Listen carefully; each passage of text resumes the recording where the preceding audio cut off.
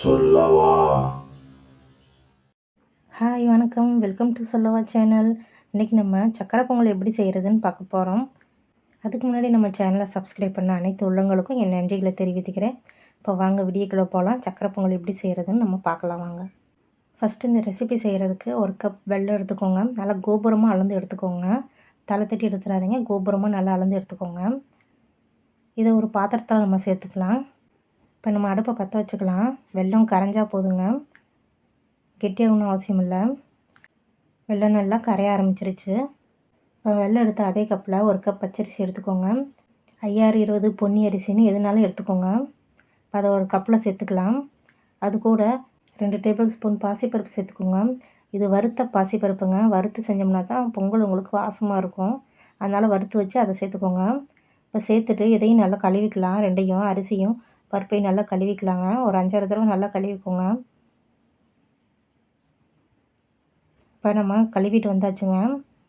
இப்போ எந்த கப்பில் நம்ம அரிசி வெல்லம் எல்லாம் எடுத்தோமோ அதே கப்பில் 5 கப் தண்ணி சேர்த்துக்கோங்க, சரியாக இருக்கும். அதை நான் குக்கருக்கு மாற்றிட்டேங்க. இப்போ ஒரு 5-6 விசில் விட்டுக்கலாங்க. நல்லா உங்களுக்கு குழைவாக வெந்துடும். இப்போ 5-6 விசில் வரட்டுங்க. அதுக்குள்ளே நம்மளோட வெல்லம் நல்லா கரைஞ்சிருச்சுங்க. இப்போ நம்ம ஸ்டவ் ஆஃப் பண்ணிடலாம். இது லேசாக ஆறட்டுங்க. ஆறினதுக்கப்புறம் நம்ம வடிகட்டிக்கலாம். அடுத்து ஒரு மிக்ஸி ஜார் எடுத்துக்கோங்க. அதில் 4 ஏலக்காய் சேர்த்துக்கோங்க. கூட நல்லா பொடியாகிறதுக்கு 2 ஸ்பூன் சர்க்கரை சேர்த்துக்கோங்க. உங்கள்கிட்ட ஏலக்காய் தூள் இருந்தால் அது கூட நீங்கள் சேர்த்துக்கலாம். இப்போ இதை நல்லா ஃபைன் பவுடரை அரைச்சிட்டு வந்துடலாம். இப்போ பாருங்கள், நல்லா அரைச்சிட்டு வந்தாச்சு.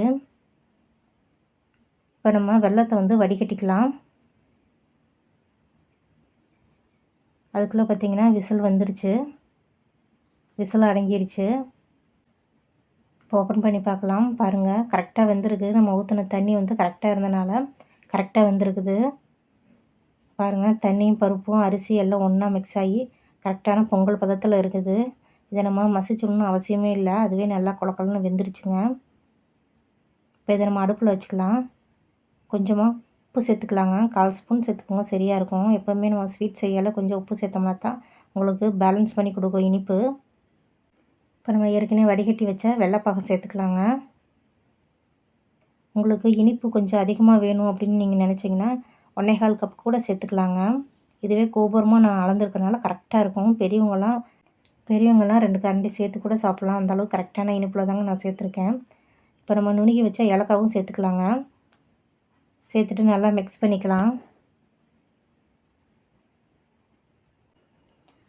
பாருங்கள், நம்ம ஊற்றின தண்ணி எல்லாம் கரெக்டான அளவில் இருந்தனால பொங்கல் நல்லா குழன்னு கரெக்டான பதத்தில் இருக்குது. இதுதான் கரெக்டான பக்குவங்க.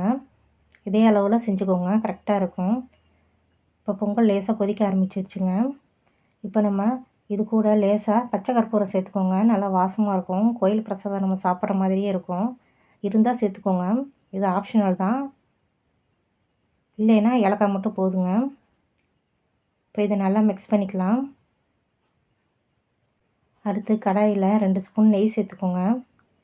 நெய் எந்தளவுக்கு நம்ம சேர்த்துக்கிறோமோ அந்தளவுக்கு நல்லா வாசமாக இருக்கும். இப்போ இது கூட திராட்சையும் முந்திரியும் சேர்த்துக்கலாங்க. சேர்த்துட்டு லேசாக பொன்னிறமாக ஆகிற வரைக்கும் நம்ம லேசாக வறுத்து விட்டுக்கலாங்க.